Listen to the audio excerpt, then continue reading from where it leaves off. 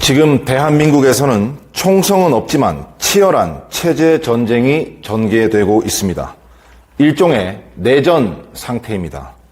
한쪽은 자유민주주의를 허물고 공산사회주의 체제로 변혁하려는 주사파 등 좌파 세력이고, 다른 한쪽은 대한민국의 자유민주주의를 수호하려는 우파 세력입니다. 이 체제 전쟁은 좌우파 간 사상전, 이념 전쟁으로 전개되고 있기 때문에 적과 아군의 식별도 어렵고 전선도 없는 전쟁입니다. 이러한 사상전은 직장 내 직원들 간, 친구들 간은 물론 가족들 간에도 자주 일어납니다. 우리는 이미 체제 전쟁을 심각하게 겪은 나라입니다. 해방 이후 어떤 체제의 나라를 만드느냐를 두고 좌우익 세력 간 치열한 사상전, 체제 전쟁을 겪은 바 있습니다. 해방 직후 일어났던 대구 폭동, 제주 4.3 사건, 대한민국 건국 직후 일어났던 여순 반란 사건 등이 그것입니다.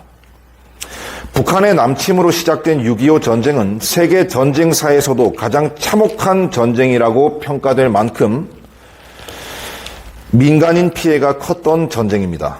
군인들만 싸운 게 아니고 마을에서 좌우 주민들끼리 죽이고 죽는 처절한 일이 일어난 사상전 체제 전쟁이었습니다. 북한군이 마을에 나타나자 좌파 주민들이 환영 대회를 하고 붉은 완장을 차고 앞잡이 노릇을 했습니다. 이들은 지주, 자본가, 경찰 가족, 군인 가족 등 우파 주민들을 반동분자로 지목하며 집집마다 샅샅이 뒤져 찾아내 처형하는 데 주도적 역할을 했습니다. 6.25 전쟁을 겪은 노인들은 한결같이 그때가 되니 이웃이 더 무섭더라라고 고백하는 것입니다. 그만큼 지역 주민들 간 사상전, 체제 전쟁이 무섭다는 것입니다. 그런데 6.25 전쟁이 70여 년이 지난 대한민국이 다시 공산화의 길로 줄다름질 치고 있습니다. 전쟁을 겪어 반공의식을 무장했던 세대는 서서히 가고 1980년대 대학가에서 폭발적으로 성장했던 주사파들이 30여 년이 지난 뒤 정치권은 물론 대한민국 전반을 장악하고 있기 때문입니다. 문재인 정권은 어떤 정권입니까? 고영주 변호사는 일찍이 2013년 문재인은 공산주의자다. 그가 대통령이 되면 대한민국이 적화되는 것은 시간 문제다라고 말했다가 기소당하는 등 고통을 당했는데 최근 대법원으로부터 무죄 선고를 받았습니다.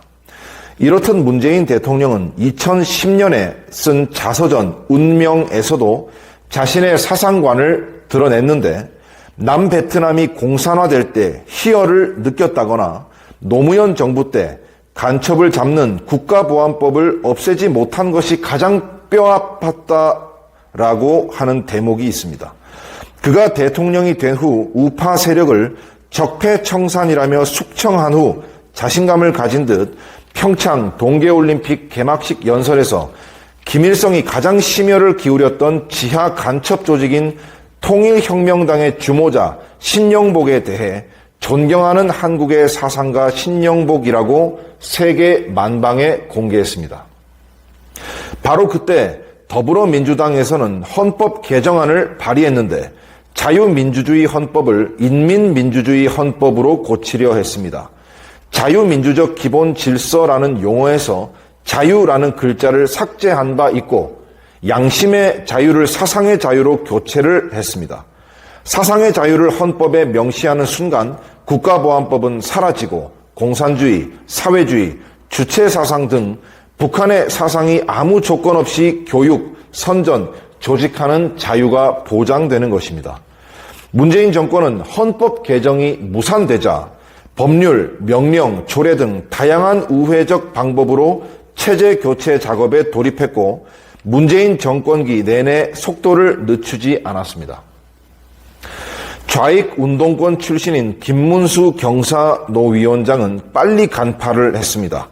본인이 좌익 노동운동을 할 때 주사파를 많이 겪어봤기 때문입니다. 그는 2019년 7월 주사파가 집권한 대한민국이라는 페이스북 글에서 주사파들은 촛불혁명으로 자유대한민국을 거의 무너뜨렸고 세계 어떤 공산혁명 때보다 더 완벽하게 국가 권력을 장악했다고 주장했습니다. 대한민국은 자유민주주의 우파의 나라인데 어떤 이유로 주사파가 선거에서도 승리하고 모든 국가, 사회 권력을 장악할 수 있었겠습니까? 가장 큰 이유는 80여 년간 쉼없이 강력하게 추진해온 북한의 대남 공작 때문입니다.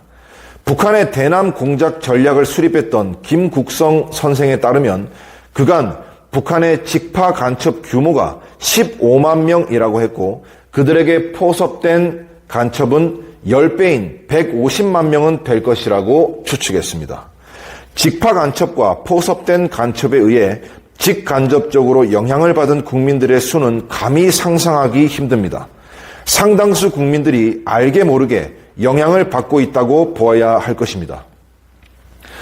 우리나라가 북한의 대남 공작의 소나기에 놀아나고 있다는 가장 확실한 증거는 이석기가 주도하는 경기 동부연합이 대한민국의 중심부를 장악한 현실입니다. 이석기의 경기 동부연합은 용인, 성남 지역을 거점으로 투쟁한 한총련 산하 지하 세력으로 주사파 중에 주사파여 북한을 가장 열렬히 추종한 종북 세력입니다. 이석기의 경기 동부연합은 북한의 공작으로 민주노동당에 들어가 2006년 민노당의 당권을 장악했고 2011년 통진당으로 확장 개편했습니다. 이석기의 통진당은 2012년 총선에서 민주당과 야권 연대를 통해 국회의원 13석을 차지했으며 이어 12월에 있는 대통령 선거에서 민주당 문재인과 공동정부를 구상하려다 통진당 내분 사태로 무산된 바 있습니다. 만약 2012년 5월 통진당 내분 사태만 일어나지 않았다면 이석기와 문재인의 공동정권을 출연해 볼 뻔했습니다.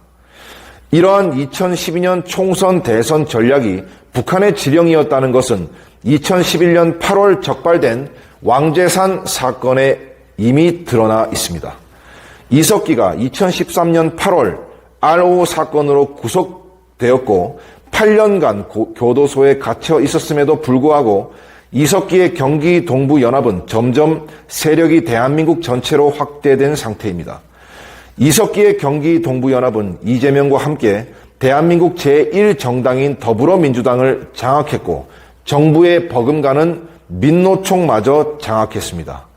2020년 12월 위원장 선거에서 경기 동부연합 소속인 양경수가 단독으로 민노총 위원장에 당선되었기 때문입니다. 민노총은 이미 노동단체가 아닙니다. 정치단체이자 체제를 변혁하겠다는 의도를 노골적으로 드러낸 바 있습니다.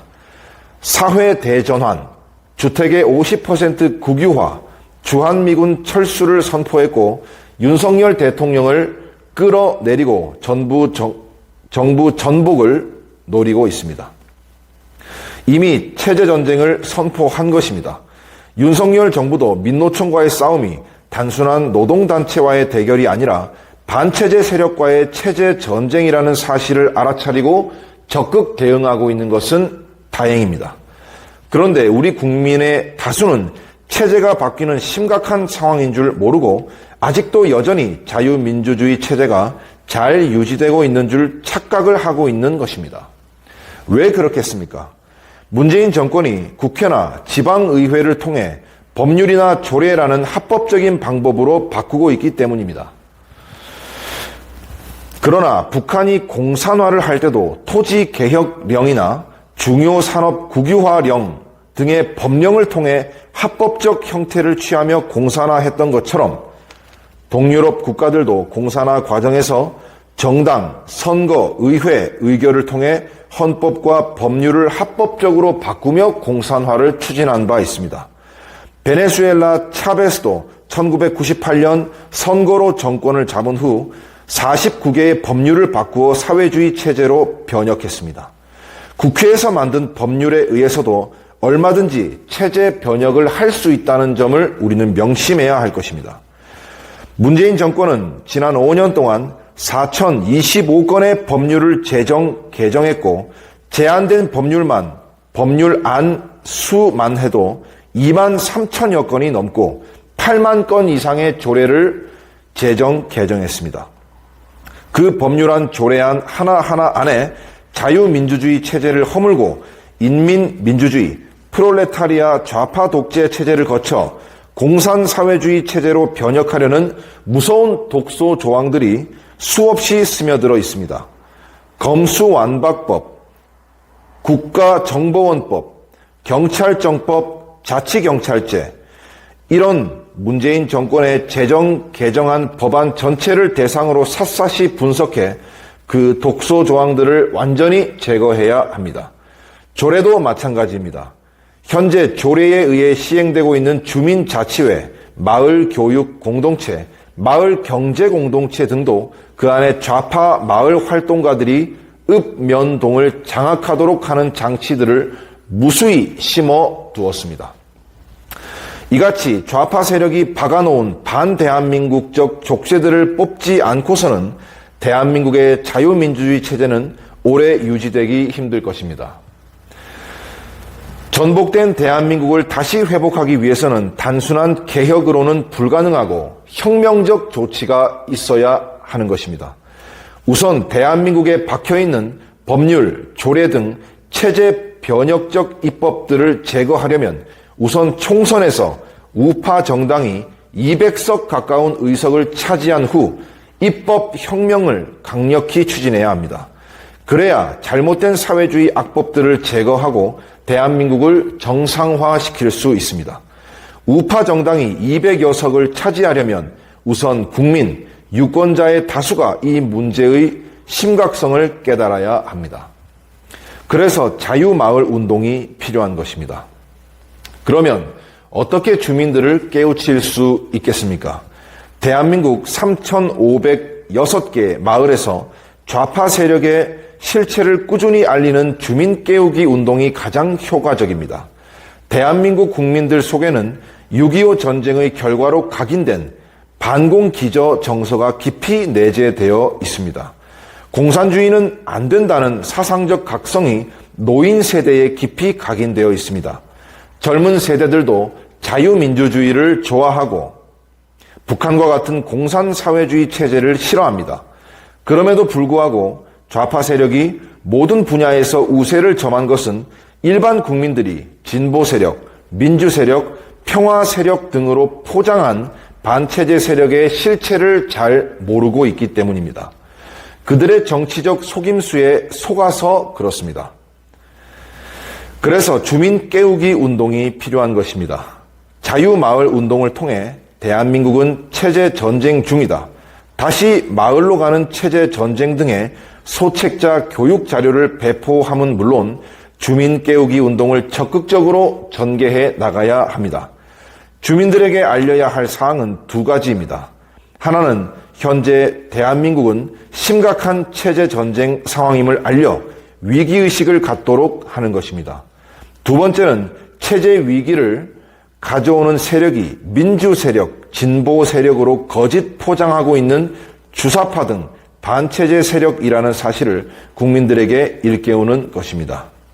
이를 통해 좌파 세력의 양의 탈을 벗기고 늑대의 본질을 드러나도록 해야 합니다. 국민의 다수가 두 가지 사실을 알고 단호히 대응하는 날 대한민국의 체제 전쟁은 사실상 승리로 막을 내릴 수 있을 것입니다.